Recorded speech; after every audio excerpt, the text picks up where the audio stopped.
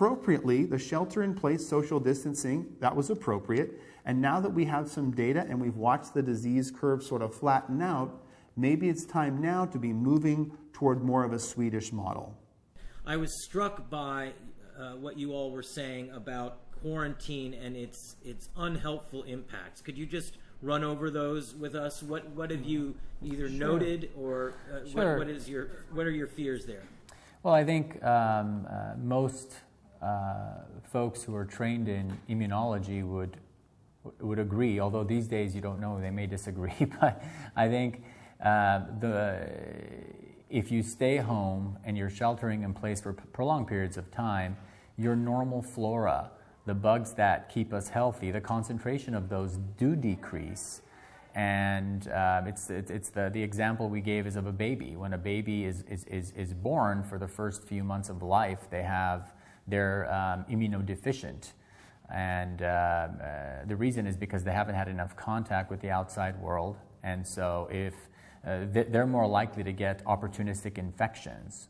So if we see a baby in the emergency room who has a fever, then we do this huge workup on them because we want to make sure they don't have meningitis, bacteremia, pneumonia, all these different infections, urinary tract infection that's causing this massive infection in them. Whereas if I evaluate you for a fever and you're young and healthy, then for the most part, other than my history and physical exam, I may do an X-ray if you're coughing or something like that, but we wouldn't do that extensive workup because you have the appropriate flora, whereas a baby doesn't. So when you're staying at home, sheltering at home for prolonged periods of time, you're not going out, you're not intermingling with society, your flora go down, and that predisposes you to infection. When you're cleaning your hands, you're wiping them with sanitizer 15 times a day, you're killing off your good bugs. And that's kind of some of the negative effects of social isolation.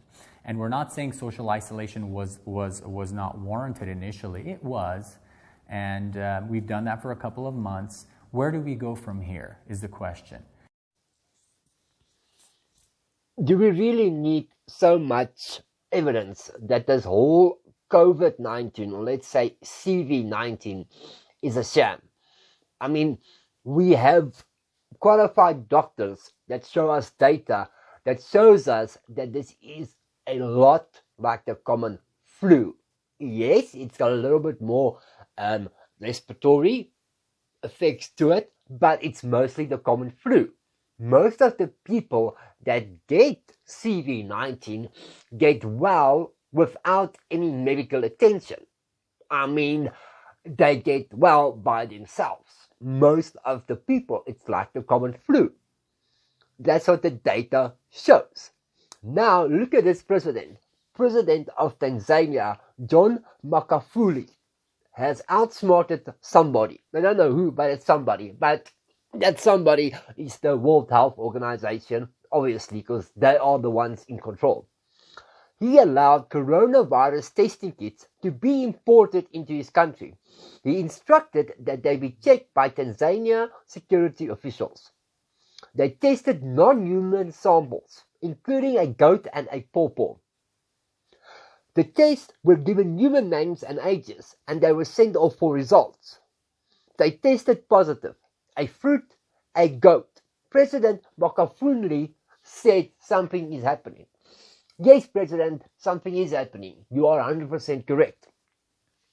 In South Africa, we have the ANC, who is taking this opportunity in borrowing money to aid South Africans. In the process, they are making this aid so impossible for South Africans to get.